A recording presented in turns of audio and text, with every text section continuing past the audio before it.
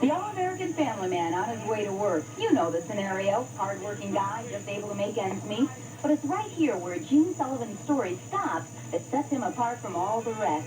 You see, Gene is known as the stuntman for the Lord, and it all came through a vision 8 years ago. I told a lie, I told a lie. I saw myself traveling across the country. No more darkness, no more night. And on my equipment at Shamrock Associates, I saw Jump for Jesus. Now I'm so happy, no sorrow inside. I said, that ain't me. I ain't jumping. I ain't gonna be no Jesus fanatic. Praise the Lord, I saw the light. You see, at that time, Gene led sort of wanton life. He was Evel Knievel's bodyguard and gopher, and a part-time stuntman himself. And how a beer-guzzling pool hall prowler would ever end up in God's army was more of a nightmare than a vision. My life, of course, I was drinking a case and a half of beer a day and laying around with people and just a very promiscuous lifestyle. I found myself at a Christian breakfast in Reno, Nevada, and listened to several men share testimonies about the Lord, and I saw the reality of the Lord for the first time in my life, and God convicted me of the life I was living. He said so long to Evel Knievel on the life he was living, he gave away all of his worldly possessions, motorcycles, cars, and a national stunt contract.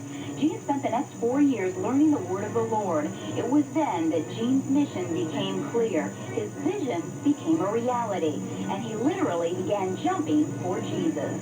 The Lord called me back into the stunt business, and to use it as a platform to share just what He's done in my life. Now you jump over 6 cars, 10 cars, sometimes 70 feet into a wall of fire. Now, some people might think that's a bit inane. Couldn't you serve the Lord in another way, in a more subtle way? Less dangerous way? Yeah. I suppose I couldn't. I'm not out to impress anybody. We're out to put on a decent stunt show that will draw people that want to hear about a life-changing experience with God. If they don't want to hear about that, hallelujah. Donned in his white leather jumpsuit showered with shamrocks, not for luck, but because he's an Irishman, and toting a Bible, the stuntman for the Lord tailors his message to his audience. For school children, it's a lesson in basic morality, plus a few wheelies, minus the religious overtones. Some of your friends are going to ask you to do things that aren't right. They're going to say, oh, it don't hurt to smoke. It doesn't hurt to smoke a little grass. It doesn't hurt to drink a little beer. It doesn't hurt to do these things. That's being grown up. But you know what? I almost lost my life because I did that stuff. The stuntman for the Lord may not have enlisted any new recruits into his army for the Lord, but he certainly made an indelible impression. He's a good guy because he told people not to fool around with drugs and alcohol and stuff. I'm never going to take drugs and do things like my friends tell me that they say that it's real good, but it won't be good.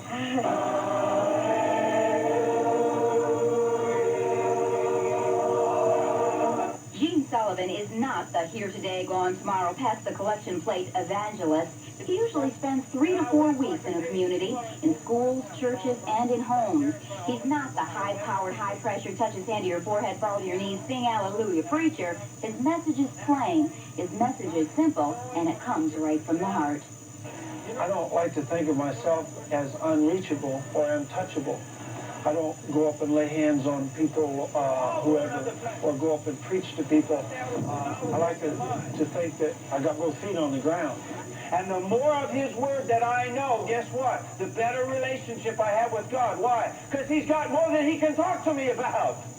From standing on the pulpit as sort of a head cheerleader in church, he tells of his personal testimony standing on his motorcycle ramp, which, by the way, doubles as a stage, at a Jump for Jesus festival. His congregation doesn't criticize his cruising for Christ. You use whatever you have. That's what the Lord has given him. That's what He's using. If he had a voice to sing, that's what he was using. The way he reaches people for the Lord, especially the young people, the kids who are on dope, alcohol. You know, He's got a He-Man in it. It's part of his humanness, and I think that the kids like this, and being a Christian and loving and serving the Lord is not all, you know, keep your hands down to your side and walk around like you're some strange creature.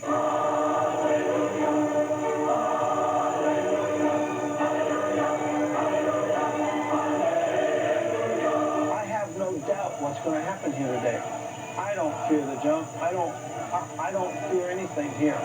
See, because God has everything in the palm of his hand.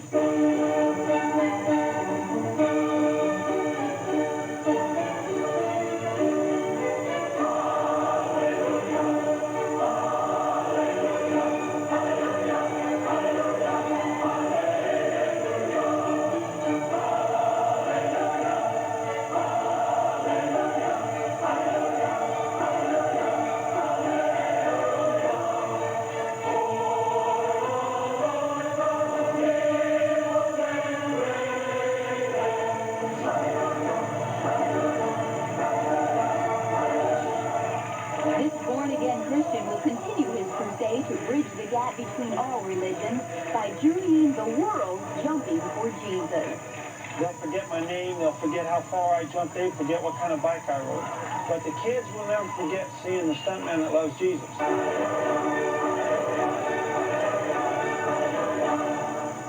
Sometime in their life, I believe it'll affect their life for the good.